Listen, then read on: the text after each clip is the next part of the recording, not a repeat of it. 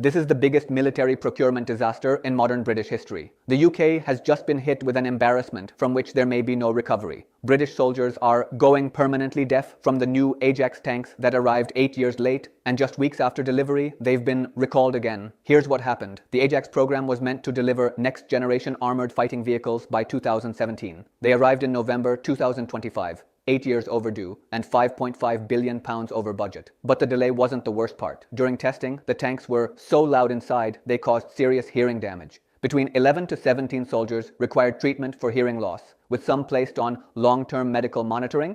4 soldiers were medically discharged, and 11 others recommended for permanent noise exposure restrictions. The Ministry of Defense suspended trials in 2021, claiming they would fix the excessive noise and vibrations. 4 years later, the MOD declared initial operating capability and insisted the problems were put to bed, but that was a lie. On November 26, 2025, just weeks after delivery, the Army suspended use again after dozens more soldiers became ill from the same noise and vibration issues.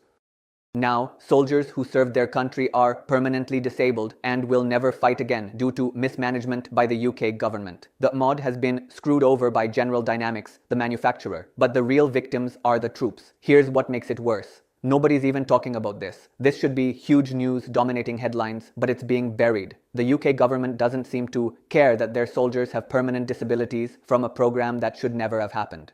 The program should be scrapped immediately and the UK should get a full refund. But instead, the MOD is doubling down, claiming Ajax is the most advanced medium-weight armored fighting vehicle on the planet. At this point, Ajax is even later than they already are, and it's unlikely they'll ever be fixed. This is a national disgrace. To British viewers who think I'm making this up, the sources are in the top left. They're from The Guardian, Sky News, and BBC. The soldiers' hearing damage is documented. The timeline is documented. The recall is documented. Do your own research. The question is, will anyone in the Ministry of Defense be held accountable for this catastrophe? Should the UK scrap the program and demand a refund?